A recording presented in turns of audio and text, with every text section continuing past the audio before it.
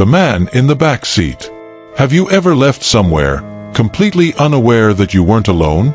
That with every step you took, every breath you exhaled, someone else was there, hidden just out of sight? Maybe watching. Maybe waiting. And by the time you realize the truth, it's already too late. Lisa Carter was exhausted. She had been driving for 6 hours straight, alone on a near-empty highway, the stretch of road stretching endlessly under the dim glow of her headlights. The plan had been to make it to her sister's place before midnight, but the drive had taken longer than expected. She had lost time in road construction, then took a wrong turn that added another 30 minutes to her trip. By the time she saw the glowing sign of a gas station in the distance, relief washed over her. The tank was half full, but her body was running on empty. She needed a break. A few minutes to stretch, use the restroom, grab a snack. The gas station sat in the middle of nowhere. A single building, fluorescent lights humming above the pumps, casting pale, artificial light over the concrete. The parking lot was empty. No other cars, no trucks idling nearby, no sign of another person in sight. Lisa pulled up to pump 3, shifting the car into park. The engine ticked softly as she shut it off, the kind of sound that made the silence even heavier.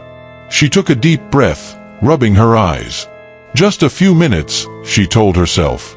Then she'd be back on the road. She stepped out, the cool air biting at her skin. The station looked even more desolate from the outside. The glass doors to the small convenience store were smudged, the neon open sign flickering, struggling to stay lit. Inside, the place was nearly silent. The radio behind the counter played something low and muffled, the aisles stocked with the kind of snacks that had probably been sitting there for months. The man behind the counter barely looked up when she walked in. He was older, wearing a stained uniform shirt, his eyes glued to a small, outdated TV playing a rerun of some game show.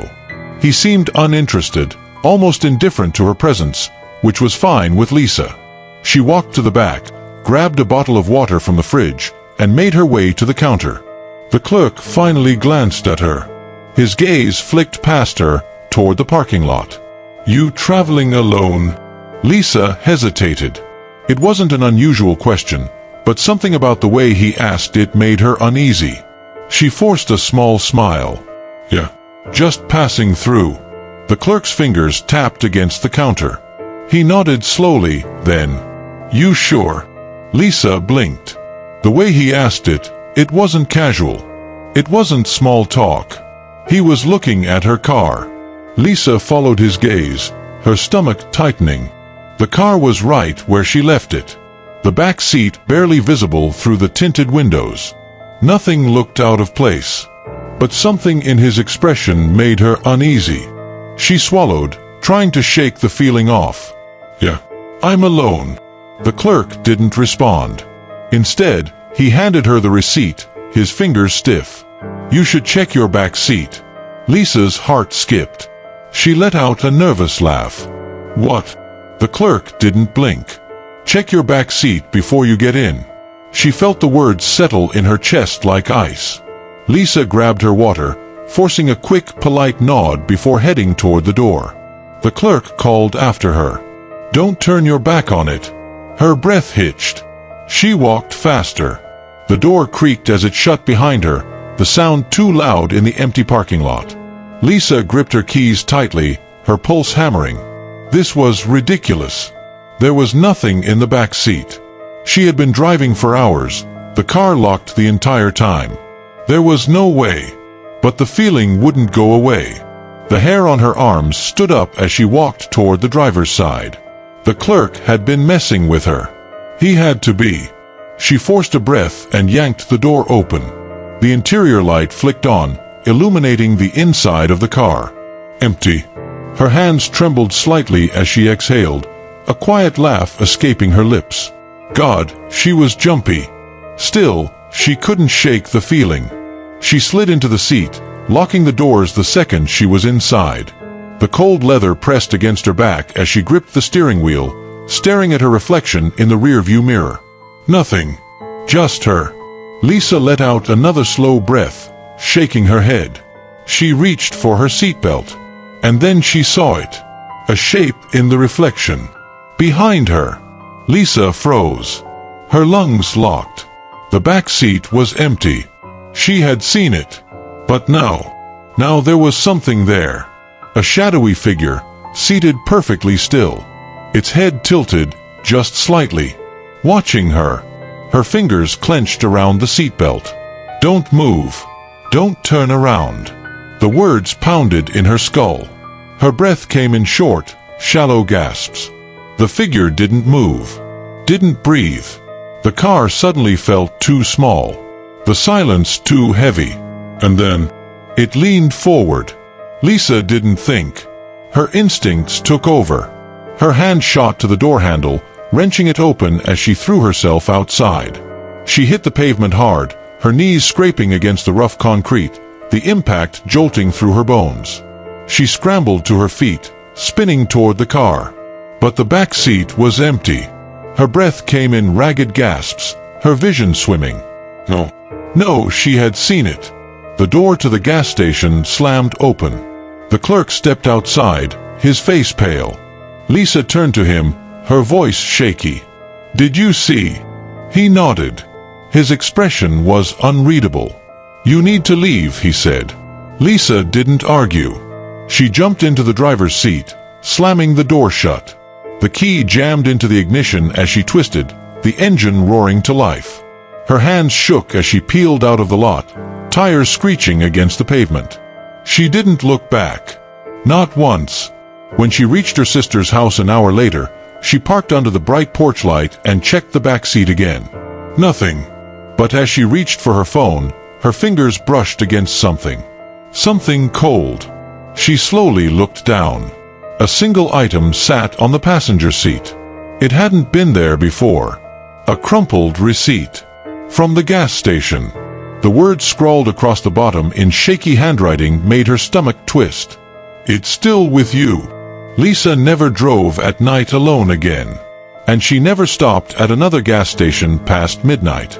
Because sometimes, when she walks to her car, keys in hand, she still feels it. That weight in the air. That unshakable feeling. Like someone is already inside, waiting. The man who never left. Have you ever had the feeling that someone was standing behind you, even when you knew you were alone? That sudden awareness, that tingle at the base of your neck, that brief moment where your instincts scream at you to run, but when you turn around, there's nothing there? Ethan Grayson had worked the graveyard shift at a gas station for over 5 years. He had seen it all, drunks stumbling in at 3 a.m., sketchy strangers trying to pocket cigarettes, exhausted truckers looking for a caffeine fix. He was used to the quiet, the boredom, the eerie stillness of the night. But nothing had ever prepared him for the man who never left. The gas station sat on the edge of town, surrounded by miles of empty fields. It was the last stop before the highway stretched into darkness, the last place to fuel up before an endless stretch of road. It was just after 2 a.m. when the bell above the door chimed. Ethan glanced up from his book, expecting another late-night traveler, someone looking for coffee or directions. Instead, a man walked in. He was tall, wearing a long black coat that reached his knees, his face hidden by the dim light. He moved slowly, too slowly, as if every step was carefully measured. Ethan sat up straighter. "Evening," he said, forcing a polite nod. The man didn't respond. He didn't even glance at Ethan. Instead, he walked into the aisles, his hands slipping into his coat pockets. Ethan tried to shake off the unease creeping up his spine.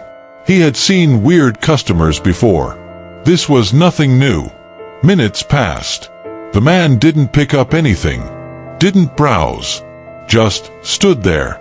Ethan cleared his throat. "Need help finding something?" The man still didn't answer. He was standing near the refrigerator section now, his back to Ethan, his head tilted slightly to the side. Ethan's fingers tightened around the counter edge. "Sir." The man's shoulders rose and fell, like he had just taken a deep breath. Then, finally, he turned his head. Not his body. Just his head. Slowly. Too slowly. And for the first time, Ethan saw his face. His skin was pale. Too pale. His eyes were sunken, shadowed, wrong. But it was his mouth that made Ethan's stomach twist. It was stretched into a smile. Wide. Unnatural.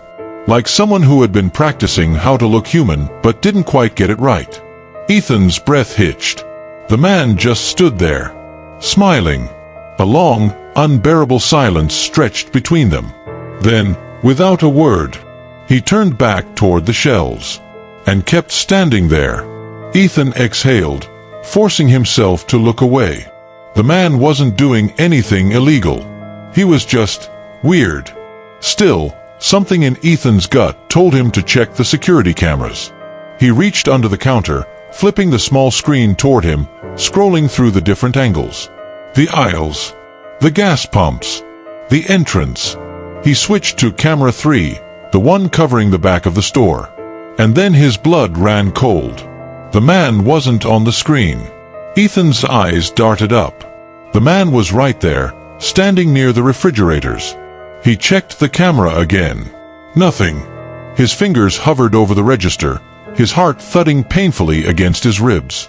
What the hell was happening? Then, the power flickered. The fluorescent lights above dimmed for half a second, just enough to make the shadows shift. And when they came back on, the man was gone. Ethan's stomach twisted. The automatic doors hadn't opened. The bell above them hadn't chimed. But the store was empty. The aisles were silent. He slowly reached for the baseball bat under the counter, his hands slick with sweat. Sir. Silence. The air felt wrong, like the room had changed somehow. Then, a sound. From behind him. A slow, deliberate knock on the stockroom door. Ethan's blood turned to ice. The stockroom was locked. There was no way anyone could be back there. His breathing turned shallow. Another knock. Louder this time. His grip on the bat tightened as he forced himself to step toward the door. Every instinct screamed at him to run, to leave, to pretend this wasn't happening. But he had to check. He had to know. His fingers shook as he reached for the key. Another knock. Right against the wood. Ethan swallowed hard, shoved the key into the lock, and turned it. The door swung open. The room was empty. Dark. Nothing but shelves and crates of old inventory. No windows. No exit. Nowhere for anyone to go. His pulse pounded in his ears. Then, the door slammed shut behind him. Ethan whirled around, gasping. The store lights flickered again, casting deep, stretching shadows across the walls. And then, just behind the stacked boxes, movement. Slow. Deliberate. Ethan's throat tightened as he took a step back. The shadow shifted. And then, the smile appeared. Wide. Too wide. Staring at him. Ethan didn't think. Didn't breathe. He ran. He shoved the door open, bursting back into the main store, chest heaving.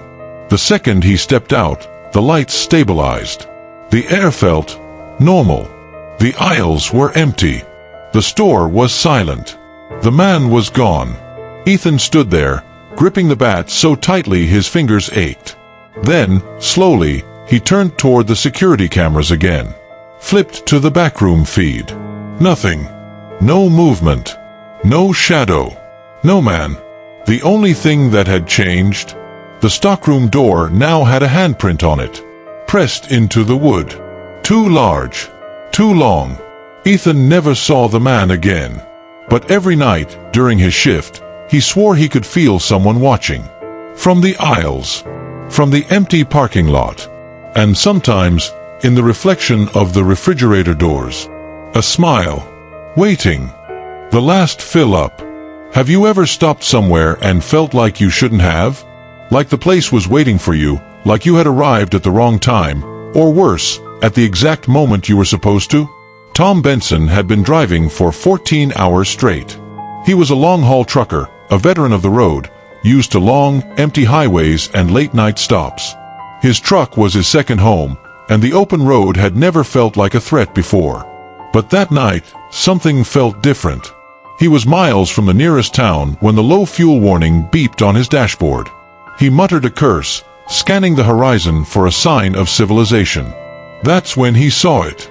A gas station. The neon open sign flickered weakly, casting a pale glow over the deserted lot. The pumps were on, but there were no other cars. No movement inside. Just a single building standing against the dark, as if it had been waiting just for him. Tom hesitated. He had driven this route before.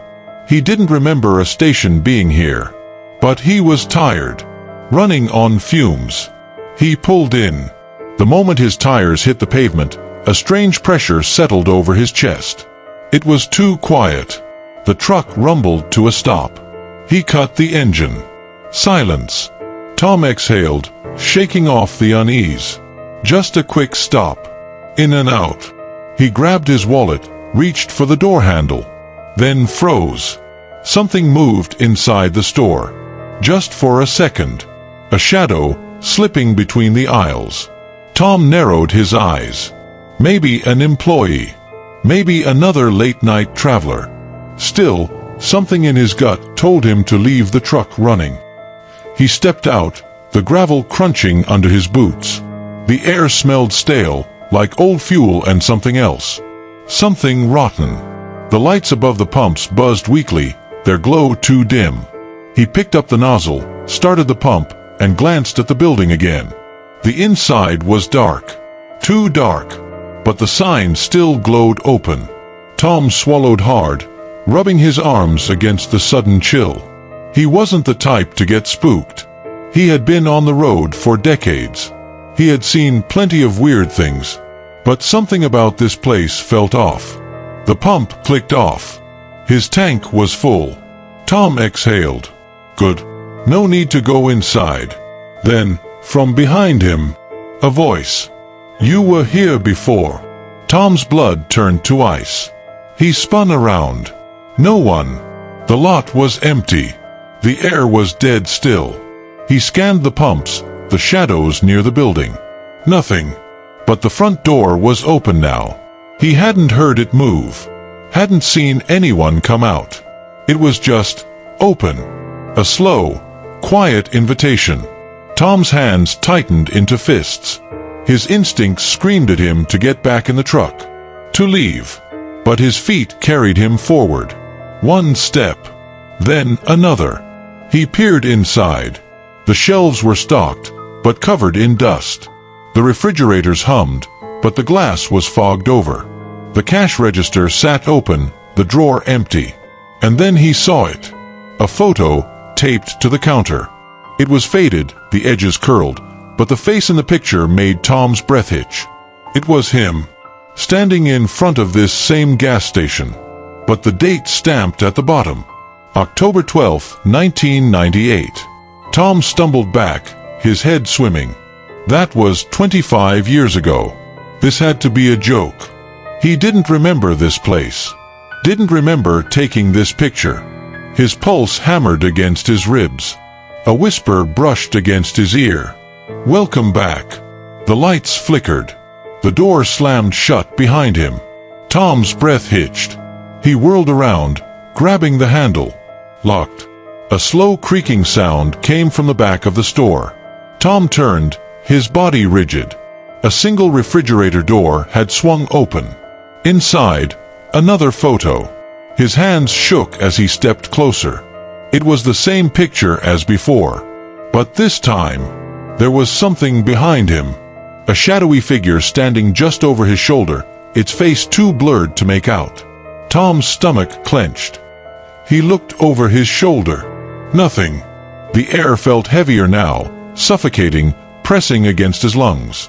His hands trembled as he backed away, toward the counter, his boots leaving faint imprints in the dust. And then he saw it. A new photo, appearing right in front of him. It hadn't been there before. But now, taped to the counter. A picture of him, right now, standing exactly where he was. His breath caught. His hands went cold. Then, a soft breath against his ear. Don't leave again. Tom didn't think. Didn't breathe. He bolted for the door, slamming his shoulder into it, wrenching the handle until it finally gave. He stumbled outside, gasping for air. The truck was running. He didn't stop. Didn't look back. His hands trembled as he threw it into gear, peeling out of the lot. The station's lights flickered in his rear-view mirror. The building seemed smaller now, like it was fading, like it had never been there at all. Tom drove for miles before he finally pulled over, his hands still shaking. He took out his phone, checked the dashcam footage. The gas station wasn't there. No lights, no pumps, no building, nothing. Just empty road. Tom never spoke about that night.